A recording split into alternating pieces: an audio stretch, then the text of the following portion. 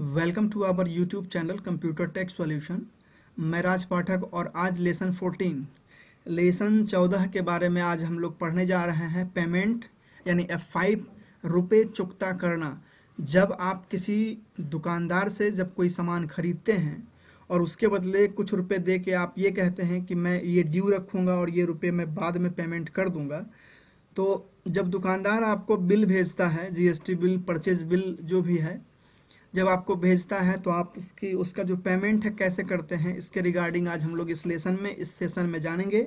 ठीक है, तो आप लोग पूरा वीडियो देखें और बिना स्किप किए वीडियो देखें ताकि आपको अच्छे से समझ में आ सके। तो सबसे पहले हम आ जाते हैं अपने टैली प्रोग्राम पे, और टैली प्रोग्राम पे आने के बाद सबसे पहले आप डीडी में चले जाएं।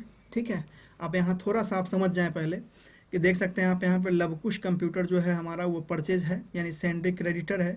ये सामान कितने का खरीदा है, मैं बार बार इसमें रिपीट कर रहा हूँ ताकि आपको प्रॉब्लम ना हो। ये सामान कितने का खरीदा है, तो 43,838 रुपये का सामान परचेज किया है, खरीदा है।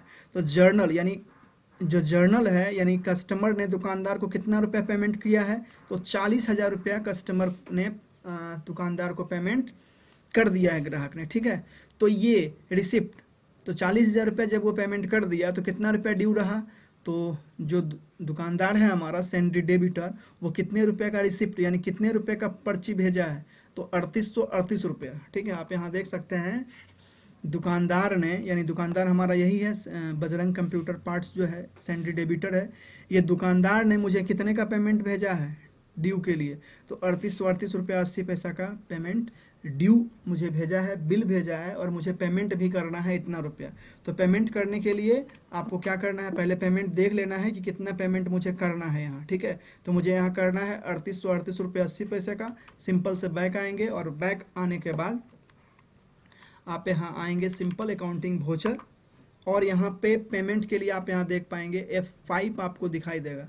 तो F5 पे आप जाके इंटर करेंगे और F5 में आपको यहाँ पे खुल जाएगा पेमेंट। ठीक है, तो पेमेंट के लिए क्या करना है, यहाँ पे आपको कैश रखना है, स्पेस दे देंगे पहले, और यहाँ पे कैश को सेलेक्ट कर देंगे। ठीक है, अब यहाँ आपको समझना है लिस्ट ऑफ लेजर अकाउंट्स में। ठीक है, जैसा कि मैंने आपको पिछले वीडियो में बताया था कि रिसिप्ट यानी पर्ची जो है, जो बिल है, वही काट सकता है जो दुकानदार होगा। ठीक है, यानी जब आप प्रोडक्ट किसी दुकानदार से खरीदते हैं और कुछ ड्यू रह जाता है तो पर्ची बना के यानी बिल काट के कौन देगा, तो जब भी देगा दुकानदार देगा। तो हम यहाँ सेलेक्ट करते थे क्या, सैंडरी डेबिटर जो होता था। लेकिन अब इसमें याद रखना पड़ेगा आपको कि पेमेंट जो है किसको दिया जाएगा। ठीक है, इसके लिए हम इसमें समझ जाइएगा, आप यहाँ से आसानी से हम यहाँ लेके आते हैं आपको पहले। ठीक है, जर्नल पे तो देखिए जर्नल कौन है हमारा, क्रेडिटर लवकुश है, और डेबिटर कौन है, तो बजरंग है। तो हमको बिलिंग जो है करके कौन दिया है, बिल कौन दिया है काट के, तो बजरंग, यानी हमारा डेबिटर है। तो हम सिंपल क्या करेंगे, अकाउंटिंग वोचर आना है, इंटर करेंगे और F5 कर देना है। ठीक है, यहाँ पे आपको स्पेस देके यहाँ पे कैश ही रखना है। ठीक है, जब दुकानदार ही बिल काट के दे सकता है, रिसिप्ट काट सकता है, तो पेमेंट कौन करेगा, तो जब भी पेमेंट करेगा ग्राहक करेगा। ठीक है, तो ग्राहक कौन होगा, जो सैंडरी क्रेडिटर होगा। तो सैंडरी क्रेडिटर आपने अभी तुरंत मैंने आपको बताया कि सैंडरी क्रेडिटर कौन होगा, तो लवकुश कंप्यूटर होगा, क्योंकि इसमें देखिएगा बजरंग कंप्यूटर हमारा सैंडरी डेबिटर है, ये दुकानदार है, और लवकुश हमारा क्या है, ग्राहक है। तो दुकानदार ने ग्राहक को 3838 रुपये का, देखिए यहाँ पे दिखाई दे भी रहा है कि लवकुश कंप्यूटर को कितने रुपए का बिल भेजा गया है, 3838 रुपये 80 पैसा का। तो लवकुश यहाँ सेलेक्ट करेंगे जो सैंडरी क्रेडिटर होगा, और जितना रुपया आपको यहाँ बिल दिखाई देगा वो आपको यहाँ दे देना है। तो 3838 रुपया दशमलव देंगे यहाँ पे, और 80 पैसा यहाँ पे कर देंगे इंटर।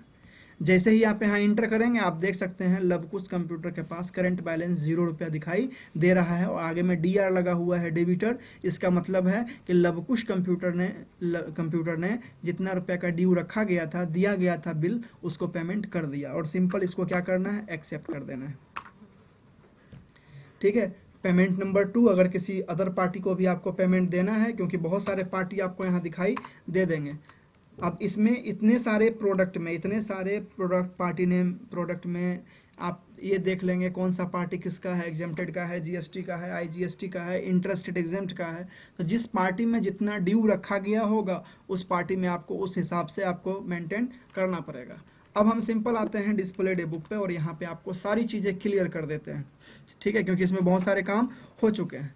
अब फिर से एक बार रिपीट करता हूँ, देखिए आपने परचेज किया, कितने का सामान खरीदा गया, कौन खरीदा सामान, तो लवकुश कंप्यूटर खरीदा, कितने रुपए का खरीदा, 43,838 रुपये का सामान इसने खरीदा, ठीक है।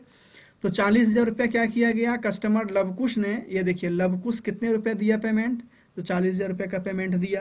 ड्यू कितना रह गया, तो बजरंग कंप्यूटर दुकानदार जो था बिल भेज दिया 3838 रुपये 80 पैसा का। तो फिर पेमेंट कौन किया, तो लवकुश कंप्यूटर जो ग्राहक था वो जाके पेमेंट 3838 रुपया कर दिया। ये हमारा हिसाब जो कैलकुलेशन है हमारा कंप्लीट हो गया। विशेष जानकारी के लिए आप बैलेंस शीट आ सकते हैं, इंटर करेंगे और अल्ट के साथ F1 करके आप यहाँ से अल्ट के साथ F1 जैसे ही करेंगे डिटेल आपको यहाँ दिखाई देगा। अब आइए यहाँ पे आपको दिखाई देता है सेंड्री डेबिटर आपको यहाँ पे दिखाई दे रहा है, ठीक है, ये देख लगता है आप सेंड्री डेबिटर आपको यहाँ दिखाई दे रहा है, सेंड्री क्रेडिटर आपको यहाँ पे दिखाई दे रहा है, ठीक है।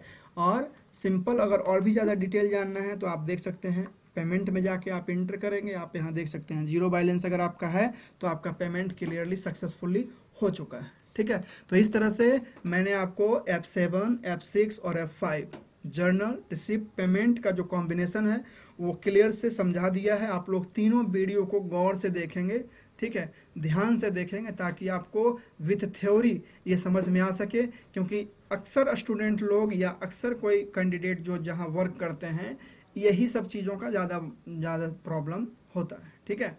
तो हम जब अगले वीडियो में आएंगे, अगले वीडियो जब लेके बहुत जल्द आएंगे आप लोग के बीच, जिसमें हम बताएंगे आपको कॉन्ट्रा के बारे में। और कॉन्ट्रा मतलब होता है बैंकिंग, यानी बैंक में आप डिपॉजिट किस तरह से करते हैं, बैंक में आप विड्रॉल किस तरह से करते हैं, यानी जमा निकासी आपको वहाँ सिखाया जाएगा कि बैंकिंग का जो काम होता है, जो आप बैंक में देखते हैं कस्टमर का, कैंडिडेट का रुपये को निकाल देता है, जो स्टाफ लोग बैंक से और डिपॉजिट करता है, विड्रॉल डिपॉजिट, दोनों चीज़ों को आपको हम बिल्कुल डिटेल में यहाँ समझाएंगे, ठीक है।